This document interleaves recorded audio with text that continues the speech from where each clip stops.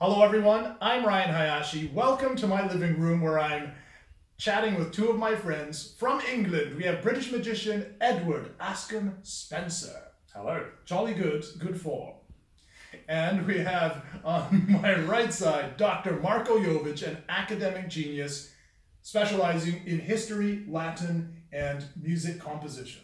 This is true. Hallo, guten Tag. Yes, I'm now going to ask the puzzling question, who is Santa Claus and where does he live? Gentlemen. Well, are we deciding that he's Santa Claus now, or is he Father Christmas now? Because Santa Claus is a name that has developed from Santa Claus. Yes, but historically, Santa Claus, which means Saint Nicolaus, is one of the European, I believe, Scandinavian names for the historical figure of Nicolaus. Now the only difference being in the UK, you call him Father Christmas. Doesn't everyone? No, in North America, they won't know who you're talking about. Really? Test it out. Go to Canada, US, and say, "Oh, Father Christmas." Right. Who's that? No one will know. It's Santa Claus. So we're talking the same figure. The entity. Yes, the entity. What we call Santa Claus in the British realm is Father Christmas. But he was a real person. He was indeed. A real person, a bishop in nowadays Turkey, I guess in the 3rd or 4th century AD. Yes, a Roman Christian, Roman Christian bishop in the city of Constantinople, modern day probably, yeah. Istanbul, exactly, yeah. Turkey. Exactly. Yes. But do you know who he was before that? Before that, he was. Yeah, exactly. We've got no idea about that. Yeah. Well, there is text that says before that. Before that, he was Gandalf the Grey. Almost. Kind of the white. He was actually Odin, the Yule father from Scandinavia, where he would ride 2 goats, each having 8 legs apiece, and he would deliver presents to families with good children. Odin, father of Thor. That's right. The most powerful of all the Avengers. Nice, yeah, it's true. And the nicest hair. He's got quite a nice eye patch as well. You've got to like Anthony Hopkins. Oh, Odin. Odin. Yes. Actually, yeah. Yes, Hannibal Lecter is the actual Odin.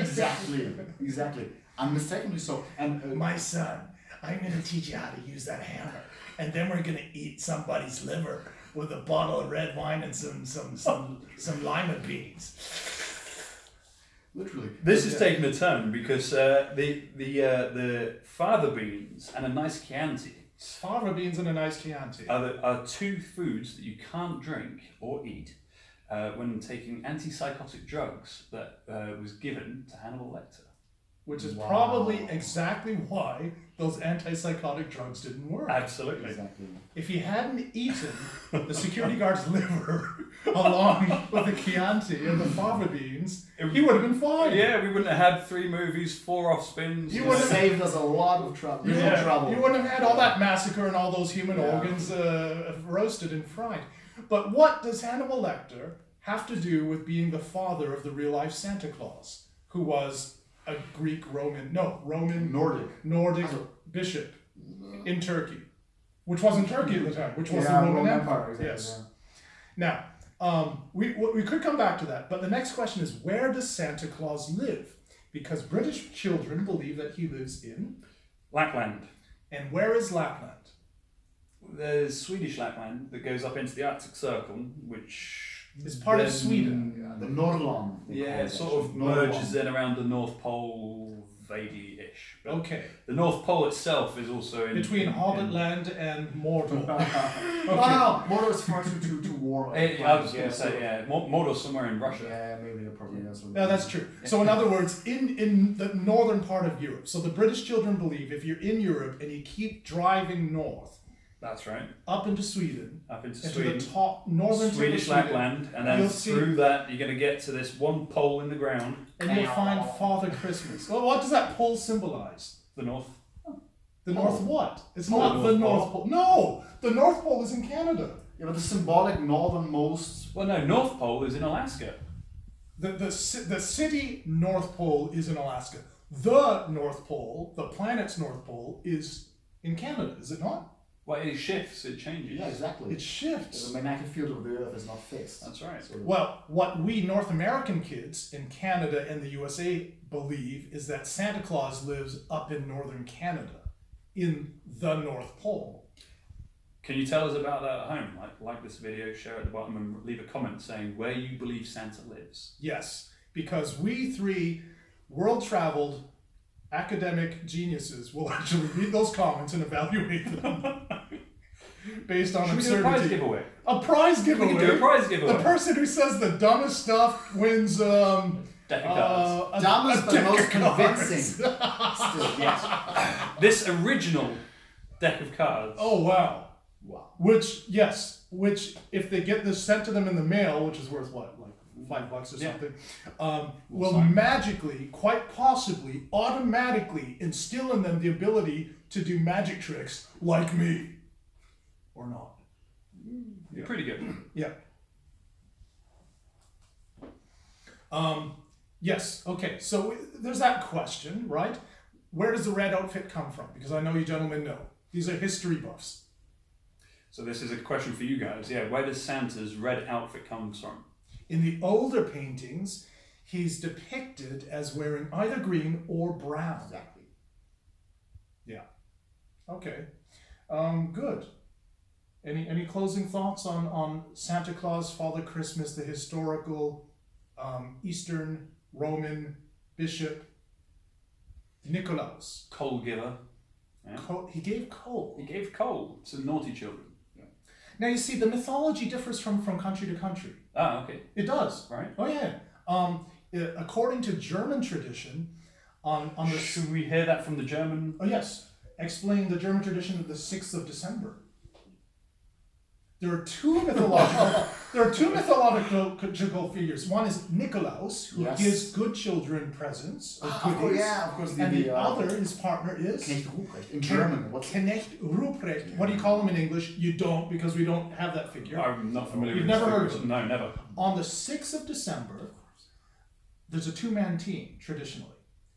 Nikolaus, which historically is Santa Claus or Father Christmas, brings the good children goodies, and his partner Knecht Ruprecht, who is the Punisher, walks around with a branch or a switch and Wax them, sort of whacks the stuff, kids yeah. who are naughty. That's true. So it's Yes. carrots and sticks. Be good all year, kids. You don't want that branch. Yeah, but that's been minimized to just Santa Claus being all around. Yeah, the new kids they don't know connection. They don't know the fear Yeah. and the punishment and the liability of having to be good all year round. Exactly, yeah. What has happened to this modern day? The European Union. We are says our British Brexit victim here. No, because you gentlemen, you must remember that I come from an older time, a time of chivalry. When we were an awesomeness, when we relied on our own wits and hands and abilities and judgment and swords, before firearms made it possible for idiots and the weak-minded and the morally corrupt to kill at the twitch of a finger. That's true. This is what has deconstructed society to what it is today. What a sad topic. The topic's Santa Claus, bro. Okay. You go first, you go second, I'll close it. Closing thoughts on Santa Claus and what he means to the world. Happiness, joy, giving. No, actually, that's me every time I make one of these videos. All right. Go, bro. Santa Claus. His role in the modern world. Santa Claus is an amazing person. He's a role model for people all over the world, and also a great As chapter. what? A role model to be what? A role model to be authoritative, generous, with gravitas, kind, white hair, white beard, a sort of Gandalf personality in a way maybe, and also a great mystery to the world. So someone you feel you know, but you probably have rarely seen, if ever, but he does exist. So something to think about. For me, Santa Claus represents illusion. It represents what we are taught to believe earlier in life. what we actually pattern our hopes and expectations and behavior around, until we all, most of us, at some point in our lives, outgrow him and learn to think for ourselves and discover that thinking is hard and begin to search for our own answers. That's when we shed Santa Claus, when we grow as thinking, sentient beings. That's our bit of Christmas cheer for you. And cut.